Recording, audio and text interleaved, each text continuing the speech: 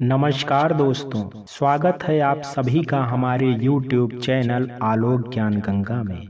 मित्रों, आज जो कहानी मैं आप लोगों को सुनाने जा रहा हूँ वो एक प्रेम कहानी है। मित्रों, एक अमीर लड़की और एक गरीब लड़के की प्रेम कहानी है। इससे पहले कि आप हमारी कहानी में खो जाएं, अगर आप हमारे चैनल पर पहली बार विजिट कर रहे हैं तो कृपया चैनल को सब्सक्राइब कर लें, बेल आइकन को प्रेस कर लें ताकि इस तरीके की जो भी कहानियां मैं हर रोज लेकर के आता हूं उसका नोटिफिकेशन सबसे पहले आप तक पहुंचे। तो चलिए मित्रों, देर न करते हुए कहानी को शुरू करते हैं। सुधा की शादी की तैयारियां हो चुकी हैं और वो अपने कमरे में बैठी चंदर का इंतजार कर रही है। वही तो था उसका दोस्त, गुरु और देवता भी, जिसे वो निश्चल भाव से चाहती थी। उसके प्रेम में वासना नहीं थी, उसका प्रेम बस प्रेम था, जिसे वो किसी पवित्र मंत्र की तरह अपने गले में गाती हुई घुमाती थी। उसकी हर बात मानती थी और चंदर भी कभी उसे नाराज नहीं करता था, सिवाय तब जब कि वो उसे चिढ़ाने का मन ना बनाए हुए हो। चंदर के लिए सुधा उस फूल के समान थी जिसे वो निहार तो सकता था, लेकिन दूर से। उसे डर था कि कहीं उसके पास से गुजर जाने पर भी उसकी आभा धुंधली ना पड़ जाए। सुधा उसके लिए वो दीपक थी जिसकी रोशनी ही चंदर के लिए उसका सब था। दोनों के मन में एक दूसरे के लिए एक समान भावनाएं थी, जिनका एहसास उन्हें होकर भी नहीं था। और जिस दिन उन एहसासों की आहट हुई, सुधा ब्याह रचा कर जा रही थी। चंदर कमल सरोवर के पास बैठा इसी उधेड़ बुन में था कि जाने या ना जाए, कैसे देखेगा वह सुधा को जाते हुए। उसका मन विषाद से भर गया। डॉक्टर शुक्ला का किया हर एहसान उसकी ओर फन उठाए सांप की तरह फुफकार रहा था, मानो इधर ये अपना मन बदला और उधर उन सांपों ने उसे डस लिया। अभी वो सोच ही रहा था कि अचानक आवाज आई, चंदर। वो पलटा तो देखा सुधा खड़ी है, सुर्ख लाल जोड़े में सजी, माथे पर मांग टीका, हाथों में भरी हुई चूड़ियां और आंखों में आंसू लिए। वो उठा और अपनी जगह पर जड़ हो गया। कैसे सुधा इस समय यहाँ आ गई? कोई गाड़ी नहीं है, कोई साथ नहीं है, ऐसे कैसे? डॉक्टर शुक्ला ने, बिनती ने, बुआ जी ने उसे घर से निकलने क्यों दिया? अरे हाँ, अरे आ ही तो रहा था। ऐसी भी क्या बात हो गई कि सुधा शादी के जोड़े में सजी उसे बुलाने यहाँ सुनसान कमल सरोवर तक आ गई। वो चिल्लाना चाहता था सुधा पर, लेकिन उसकी आवाज नहीं निकल रही थी। रूंधे हुए गले में शब्द भला कहाँ से समाते। खैर, वो एक कदम बढ़ा ही था कि सुधा की ओर से सुधा बोल पड़ी, क्यों चंदर बाबू, बस इतना ही साथ निभाने का वादा था? तुमने तो पापा के साथ लखनऊ जाने के पहले कहा था कि सुधा ये शादी कर लो, अगर किसी ने भी तुम्हें दिक्कत किया तो हम देख लेंगे। और आज हमारे ब्याह में पहले से ही हमारा साथ छोड़ दिए। चंदर जवाब देना चाहता था, लेकिन शब्दों ने वाक्य का रूप लेने से इनकार कर दिया और वो सिर्फ सुधा ही कह सका। सुधा फिर बोली, हमने तो यही सोचा था कि चंदर की हम ब्याह नहीं करेंगे, कभी हमेशा यहीं रहेंगे और पापा की सेवा करेंगे। लेकिन तुमने कहा था कि तुम ध्यान रखोगे पापा का, फिर आज हमारे जाने से पहले ही पापा को अकेला कर दिया। ऐसे ही ध्यान रखोगे पापा का?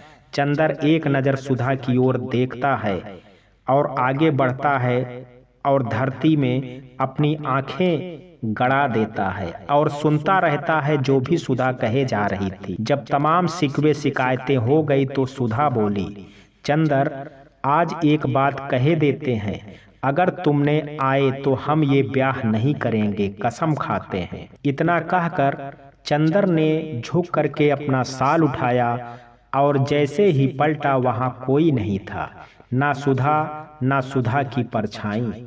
वो भारी कदमों से सुधा की कोठी की तरफ बढ़ गया। एक एक कदम उसे बढ़ाना मुश्किल था, लेकिन जाना तो था ही उसे। सुधा की आत्मीयता या प्रेम ही था जो उसे कमल सरोवर पर उसका एहसास हो रहा था। कुछ ही देर में वो कोठी के सामने खड़ा था। अंदर शादी की चहल पहल ज्यादा नहीं थी। पता नहीं क्यों सन्नाटा सा छाया हुआ था। उसका दिल किसी अनिष्ट की आशंका से धड़क रहा था। कहीं सुधा ने या उस लड़के ने शादी से मना तो नहीं नहीं, ऐसा विचार भी कैसे आया चंदर के दिमाग में। उसने खुद को ऐसा सोचने के लिए धिक्कारा और मंडप बंधा था वहां पहुंच गया। डॉक्टर शुक्ला एक तरफ बैठे थे, पास ही में बुआ जी खड़ी थी, लेकिन सुधा और बिनती कहीं नहीं दिख रही थी। वो शुक्ला जी के पास पहुंचा और पैर छू करके प्रणाम किया। इतनी देर कहाँ रहे चंदर बाबू? बुआ जी ने तड़ाक से सवाल दागा।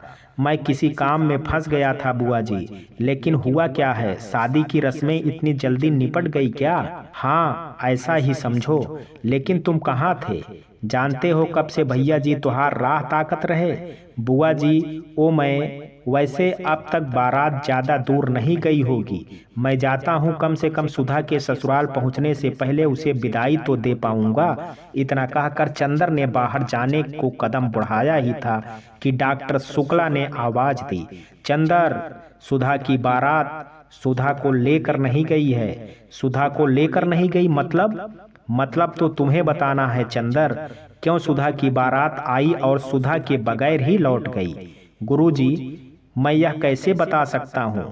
मैं तो यहाँ था ही नहीं। और आखिर आप लोग बता क्यों नहीं रहे हैं कि यहाँ हुआ क्या था? क्या हुआ जो सुधा की बारात वापस लौट गई? और सुधा वो कहाँ है अभी? चंदर असमंजस में था कि उसके आने से पहले ऐसा क्या वहाँ घटा। और सुधा कहीं कोमल सरोवर पर जो उसे स्वप्न प्रतीत हुआ था वो सच तो नहीं हुआ?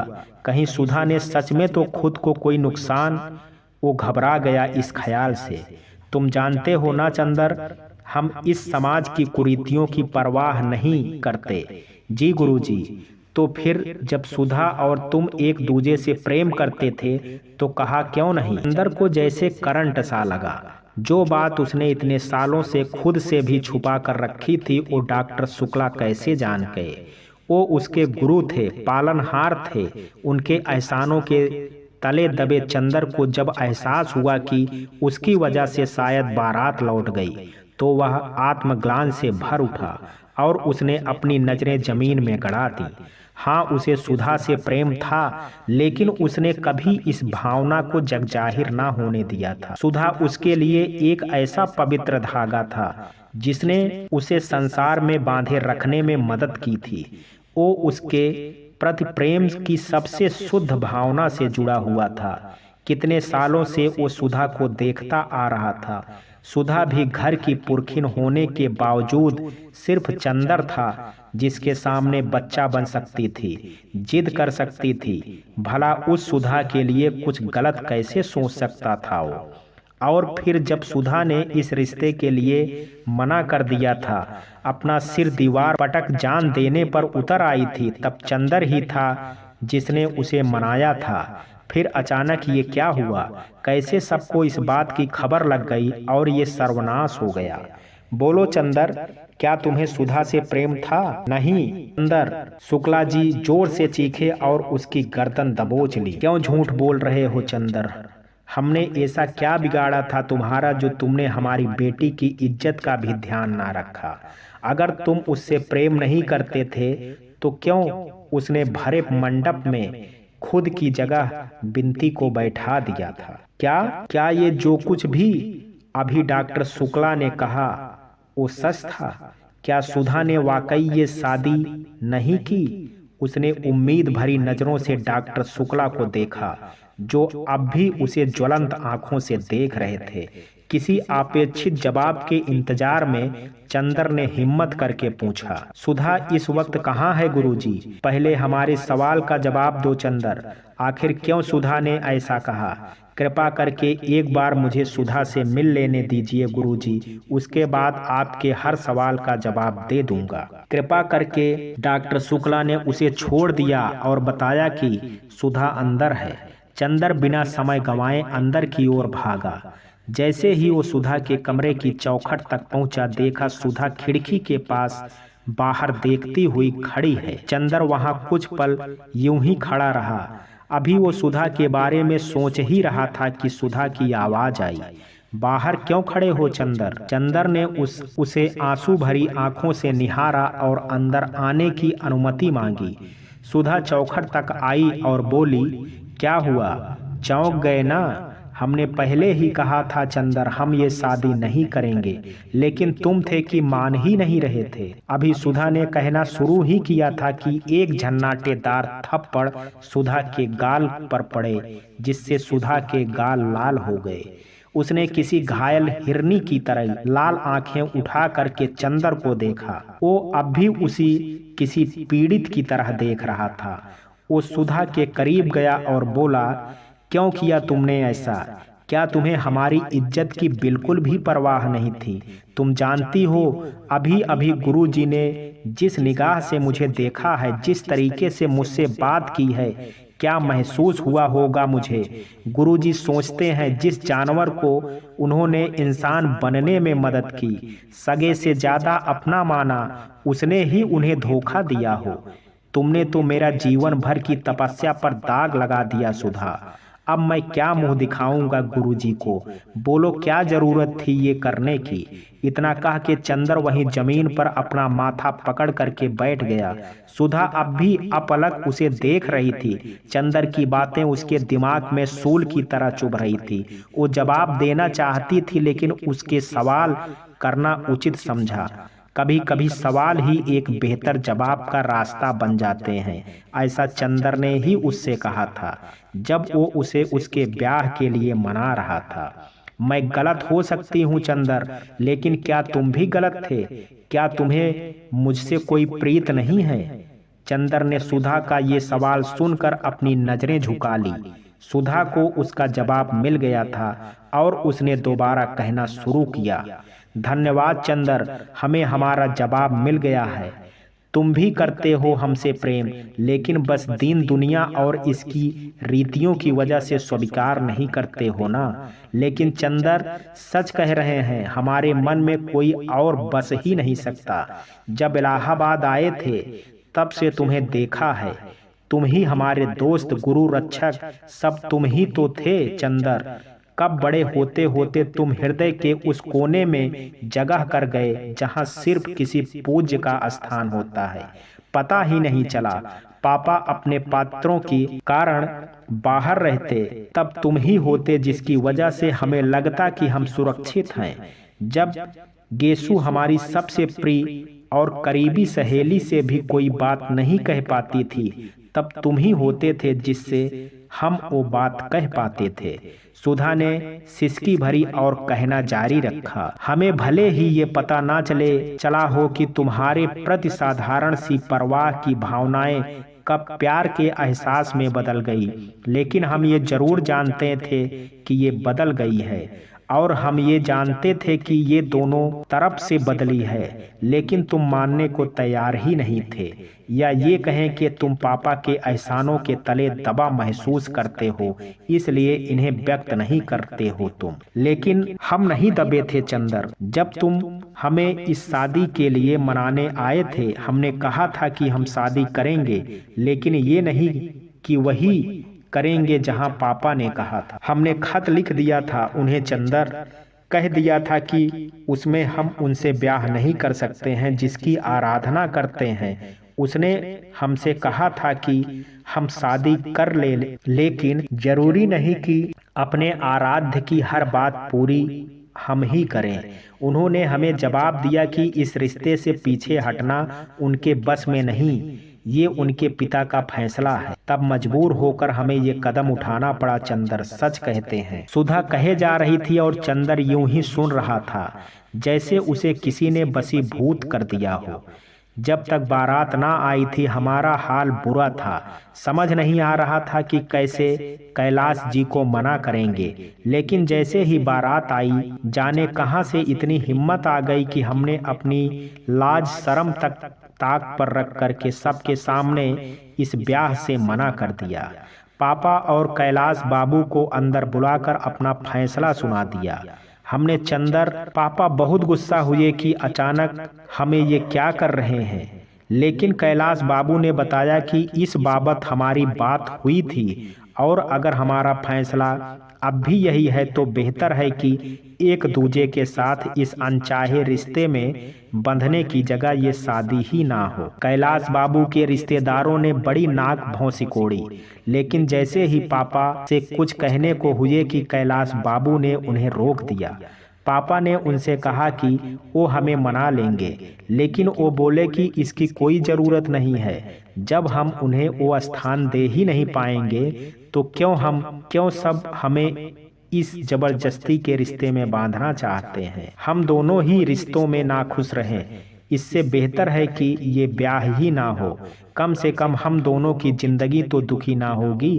कितनी विस्तृत सोच थी ना उनकी। चंदर, सुधा ने दरवाजे से टिके हुए चंदर को यूं ही देखा जैसे चंदर ना होकर के कोई अपराधी खड़ा हो, और बोला, जब हमने ब्याह के लिए मना किया तब कैलाश बाबू ने प्रस्ताव रखा कि बारात खाली वापस ना ले जाएंगे। अगर बुआ जी पापा जी को कोई आपत्ति ना हो तो क्या वो विनती के साथ। कहते कहते सुधा एक बार फिर रुकी और रूंधे गले से बोली, हम विनती के जीवन भर आभारी रहेंगे चंदर। उसने पापा का मान रख लिया। जाते जाते तुम्हारे लिए प्रणाम कह करके गई है, और ये भी कि तुम जानते हो तुम्हारे मन में क्या है, लेकिन मानने के लिए तैयार नहीं हो। चंदर के दिमाग ने जैसे काम करना बंद कर दिया था। उसके इतने बरसों से मन में दबी बातें सबको पता थी, और वो सोचता रहा कि बड़ा तपस्वी है वो, जो सबसे इस बात को छुपा लिया। उसने कातर निगाहों से सुधा को देखा और अपने हाथ जोड़ करके रो पड़ा। सुधा की आंखें तो पहले से ही छलक रही थी। वो चंदर के पास आई और इसके पहले कुछ बोलती चंदर बोल उठा, मुझे माफ कर दो सुधा, माफ कर दो। मैं कमजोर हूँ, बुज़दिल हूँ, डर जाता हूँ दुनियादारी से, लेकिन खुद के लिए नहीं, तुम्हारे लिए। जब तुम छोटी सी थी तब से तुम्हें देखता आया, कभी ऐसा सोचा नहीं था, लेकिन तुम कब अपनी हो गई पता ही नहीं चला। समझ नहीं आया कब तुम पर इतना अधिकार हो गया और कब खुद पर इतना अधिकार दे दिया तुम्हें कि एक दूसरे की जिंदगी के फैसले लेने में भी संकोच महसूस ना हुआ। लेकिन सच कहूँ सुधा, जिस दिन गुरुजी ने कहा कि कैलाश बाबू से तुम्हारे रिश्ते के लिए तुम्हें मनाना है, उससे ज़्यादा मुश्किल घड़ी कोई नहीं थी मेरे लिए। उस दिन जो भी हुआ, जो भी तुमसे कहा, एक शब्द भी अगर झूठ बोला हो तुमसे तो अभी प्राण निकल जाएं। लेकिन सच सुधा, उस दिन तुम्हें इस ब्याह के लिए राजी कर जैसे ही मैंने खुद को मार दिया था। प्रेम का कौन सा स्वरूप तुम्हें और मुझे बांधे रखा ये तो नहीं जानता, लेकिन बस ये चाहता था कि दुनिया इस बंधन को अपवित्र की नज़र से ना देखे। आज अगर ये सब मेरे सामने हुआ होता तो शायद दुनिया के शब्द बाणों को सुन करके मैं उस हवन कुंड की ही आग में उस दुनिया को जला देता जिसने तुम्हारे बारे में, गुरुजी के बारे में बुरा बोला। सुधा, ये तुमने कैसे कर दिया? जिस चंद्र किरण सुधा को मैं जानता था ये वो तो नहीं है। कहाँ से आई तुम में इतनी हिम्मत सुधा? हमें तो जो करना था चंदर हमने कर दिया, अब बारी तुम्हारी है। या तो आगे बढ़ो और वो करो जिसका पक्ष आज तक तुम लेते आए हो, या अपने कदम पीछे ले करके इतने दूर निकल जाओ जहां हम तुम्हें सुनाई देने बंद हो जाएं। सुधा वहीं चंदर के सामने बैठ गई। दोनों कुछ देर ऐसे ही एक दूसरे को देखते रहे। कुछ देर बाद चंदर उठा और उसने सुधा की तरफ अपना हाथ बढ़ाया। हैरान हो सुधा ने चंदर को देखा, जैसे पूछ रही हो कि वो सोच क्या रही है। क्या वही सोच रहा है जो सुधा सोच रही है? उसने उसका हाथ थामा और खड़ी हो गई। चंदर उसे अपने साथ लेकर बाहर चला आया, जहां सारे रिश्तेदार और डॉक्टर शुक्ला बुआ जी के साथ बैठे कुछ देर पहले घटे घटनाक्रम के बारे में सोच रहे थे। चंदर को सुधा का हाथ थामे बाहर आते देख बुआ जी ने ऐसे हाय भरी जैसे जाने कौन सा ज्वालामुखी फटता देख लिया हो। सुधा और चंदर डॉक्टर शुक्ला के सामने दो अपराधियों की भांति खड़े हो गए जिनकी सजा का फैसला आना था और उनके पास पैरवी में कहने सिवाय इसके कि अगर प्रेम करना गुनाह है तो ये गुनाह उन दोनों से हुआ है। डॉक्टर शुक्ला ने उन दोनों को देखा और चंदर के सामने जाकर के खड़े हो गए। उनकी आंखों में जो प्रश्न थे साफ दिख रहे थे चंदर को। उसने हाथ जोड़े और कहना शुरू किया, गुरुजी, सुधा के मन में क्या था वो तो उसने बयां कर ही दिया। और मैं? चंदर ने सिर झुकाए और कहा, गुरुजी, पवित्रता की अगर कोई सीमा होती है तो मैं उस सीमा से परे सुधा से प्रेम करता हूँ। ये मात्र आकर्षण नहीं है गुरुजी, आकर्षण तो देह का होता है ना, लेकिन मुझे तो सुधा की आंखों में उसकी आत्मा की झलक दिखती है गुरुजी। ये आकर्षण मात्र कैसे हो सकता है? आज तक सुधा ने किसी माँ की भांति मेरी सेवा की है, किसी बालक की तरह मुझ पे हट की है, किसी मित्र से ज्यादा परवाह की है। बताइए, क्या ऐसे रिश्ते बेमानी होते हैं? हम दोनों के बीच जो बंधन है गुरुजी, वो शब्दों और नामों में कैसे समझाऊं ये नहीं जानता, लेकिन इतना जरूर जानता हूं कि अगर सुधा आपका गुरूर है तो मेरे लिए भी वो पूजा से कम नहीं है। अभी जब आया था आपने एक सवाल पूछा था, मैंने झूठ बोला था। गुरुजी, मुझे सुधा से प्रेम नहीं है। यह मेरे जीवन का एकमात्र झूठ था जो मैंने आपसे कहा था। करता हूँ मैं सुधा से प्रेम गुरुजी। आज जो कुछ भी सुधा ने यहाँ कहा, जो किया, करने की हिम्मत नहीं थी मुझ में, मैं कभी ना कह पाता यह, लेकिन ये सुधा की ही हिम्मत है जिसने मुझे यह आपसे कहने का साहस दिया कि हाँ, मैं सुधा से प्यार करता हूँ और उससे ब्याह करना चाहता हूँ। डॉक्टर शुक्ला ने चंदर को अविश्वास भरी नजरों से देखा। अब तक वो यही मान रहे थे कि बचपन से सुधा उसके सानिध्य में रही, ये बस उसी का परिणाम है कि सुधा इस तरह का कदम उठा गई। लेकिन चंदर, उन्हें अब भी उम्मीद थी कि चंदर के मन में ऐसा कुछ नहीं होगा। चंदर, यह तुम क्या कह रहे हो? जानते भी हो? अरे सुधा तो नादान है, तुम तो समझदार हो। जानते हो हमारे बीच जाति का अंतर है और ये समाज कैसे जियोगे? ये समाज तुम्हें जीने नहीं देगा। पापा, सुधा बोली, आप जात की बातें कब से करने लगे? आपके लेख तो प्रेरित करते हैं लोगों के इस जातिवाद व्यवस्था से ऊपर उठ व्यवहार करने की। फिर आप और पापा, जब हवा, पानी, सूरज, प्रकृति जाति भेदभाव नहीं करती, तब हम मानव कैसे इस व्यवस्था को सबसे ऊपर मान अपना मन मार कर जीते रहते हैं? सुधा के मुंह से इतनी बेबाक बात सुन डॉक्टर शुक्ला हैरान थे। सुधा ने बोलना जारी रखा, पापा, अगर आप अनुमति नहीं दोगे तो हम ये रिश्ता हरगिज आगे नहीं बढ़ाएंगे, लेकिन हम यह भी वादा करते हैं पापा कि हम चंदर के सिवाय किसी और के साथ अपना जीवन नहीं बिताएंगे। हम जिंदगी भर आपके कदमों में पड़े रहेंगे, आपकी सेवा करेंगे, लेकिन किसी और संग ब्याह हमसे ना होगा। कहते हुए सुधा डॉक्टर शुक्ला के पैरों में लिपट गई और रोने लगी। कुछ क्षण बाद डॉक्टर शुक्ला झुके और करुणा भरे स्नेह से सुधा को अपनी बाहों में थाम लिया और बोले, सुधा बिटिया, हमें माफ कर दो। तुम्हारी माँ के जाने के बाद तुम ही तो हो जिसके लिए हम जिंदा हैं। तुम्हारे मन में क्या है कभी जाना ही नहीं। तुम्हारी माँ के जाने के बाद हमें लगा अकेले कैसे बिन माँ की बच्ची को पालेंगे, तो तुम्हें तुम्हारी बुआ के साथ भेज दिया। फिर तुम यहाँ आई तब चंदर तुम्हारा साथी हो गया। तुम जिद्दी थी और तुमसे जब भी कोई मुश्किल बात समझानी होती या मनवानी होती तब चंदर ही नजर आता तो तुम्हें समझा सकता था। हम तो कभी उतने करीब ही नहीं आ पाए तुम्हारे कि ये सब समझा पाते। अगर हमने तुम्हारे मन को समझने की कोशिश की होती तो शायद तुम हमें अपने मन की बात बता देती ना बेटी। डॉक्टर शुक्ला ने सुधा का माथा सहलाते हुए कहा, आज जब अचानक इतना सब हुआ तो समझ नहीं आया क्या करें क्या ना करें। जिस समय वो सब तुम्हें और हमारी परवरिश को लेकर के उंगली उठा रहे थे, हमें तुम्हारा साथ देना चाहिए था, लेकिन इस समाज की रीतियों ने हमारी सोच को जंग लगा दी थी। हमें माफ कर दो सुधा। पापा नहीं, आप माफी क्यों मांग रहे हैं? माफी तो हमें मांगनी चाहिए। अगर हम कैलाश बाबू को बताने की जगह आपको पहले बता देते तो आज आपको यूं हमारी वजह से अपमानित ना होना पड़ता। लेकिन पापा, हम डर गए थे कि कहीं आप चंदर। डॉक्टर शुक्ला ने चंदर को पुकारा। चंदर अब भी की कर्तव्य विमूढ़ खड़ा सुधा और डॉक्टर शुक्ला को देख रहा था।